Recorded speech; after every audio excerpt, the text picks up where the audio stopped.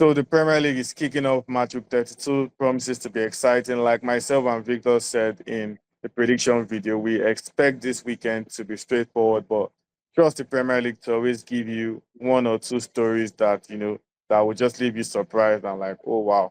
So, but let's start off with the defending champions who are not really defending anything this season, in terms of the Premier League. And actually, going by the last 5 games, Crystal Palace are one of the most, informed Premier League sides. But Victor, do you think they can cross any trouble for City at the Etihad? Yeah, absolutely. Um, City they've improved in recent games. Okay, they're not the same City from December. But Palace on the road are really tough customers. I think City will have to work harder than most people expect for 3 points here. It's still, I find it more likely for City to win it than for Palace, but they will not have it easy. Yeah, fair enough. And over to you, Max. I remember saying some weeks ago that, oh, Nottingham Forest, it seems like they are going to steal a top 4 spot. Nothing can, stop them. But now, even their third place is looking under threat, just 4 points. And that means anything can literally happen.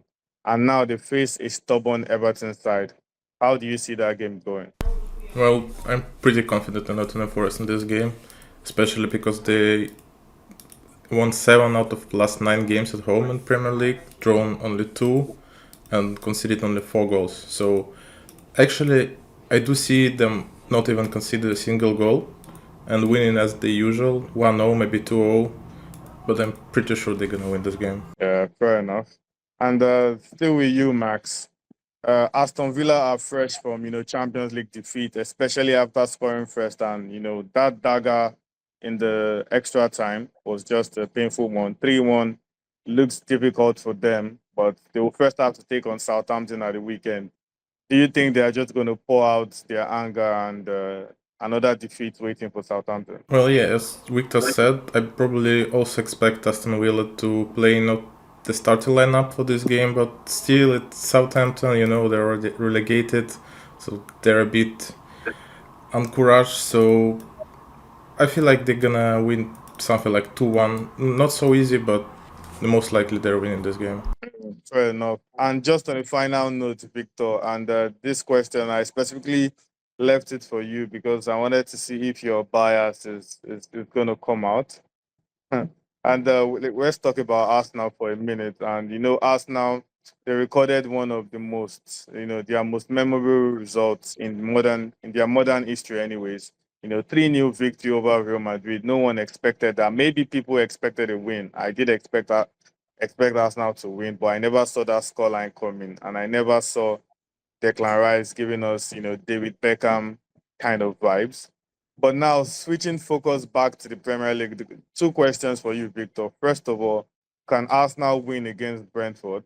And the second question, many are saying that Arteta should start a complete second team against Brentford because of the second leg at the Bernabeu. Do you agree? Uh, Firstly, whether they can win against Brentford, yeah, they should be able to win this one. Brentford, for as brilliant as they've been for certain bits of this season, they just aren't very convincing right now. They haven't been for a while now, actually. So I do kind of expect Arsenal to win. However, I do have doubts because of what you said, because of whether maybe Arteta should start an entirely changed um starting 11. So I don't think he should rotate that much. Um, I mean, let's put it this way. I understand completely your feeling. I know what it feels like to beat Real Madrid to nil. I remember back in 2009, there was round of 16, if I'm not mistaken. Liverpool won 1-0 at the Bernabeu and 4-0 at Anfield. You feel like you can take on the world. You feel like you can beat 1970 Brazil. Okay. Um, At the same time, I feel like Arsenal should still be going for the Prem. The reason I say this, like, okay, you've beaten Champions League holders, record holders, Real Madrid 3-0. What does that get you? It gets you almost to the semis. It doesn't get you the trophy yet. You still have some very important steps before then. And what if you just about don't win the Champions League? And what if Liverpool lose against West Ham and end up losing another one or two games of the remaining ones? And Arsenal doesn't capitalize by winning against, they should have won against Everton, or if they don't win now this weekend against Brentford. What happens if Liverpool keep dropping points and Arsenal don't capitalize and don't get the Champions League? Wouldn't that be a crying shame? So I don't think he should rotate completely. I think he should rotate sensibly. Don't give 90 plus minutes to Saka. Don't tire out Odegaard and Rice.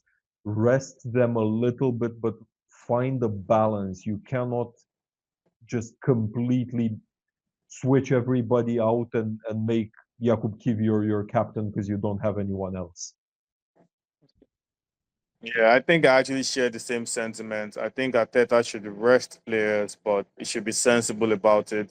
And just like you said, the logical way to do that is to, depending on what the scoreline is, if Arsenal manage to get a goal or two by the 60th minute, maybe you should start, resting some key names. And yeah, I think that's just the right way to go about it. Rotate, but at the same time keep the lineup very competitive enough Yeah, I to get mean, the job done. you still want some of your big hitters in the starting 11, you know? I mean, Yeah. Trossard should be in there, maybe Martinelli, probably Merino, some of the defense, because I mean that's a problem as well nowadays since Gabriel's out. But you need to find some balance. Don't let them finish the game. You've got 5 substitutions nowadays. Make use of that, obviously. So it's going to be a bit tough, but they should still be gunning for the Prem as well. Okay, yeah, I think that pretty makes sense. And this weekend is just going to be one thing is certain: the top four race is going to take a twist this weekend. I can tell, depending on how results go, we are going to see one or two changes or one or two surprise, twists. And of course, as usual, we'll be here to discuss all the implications in our Premier League recap show.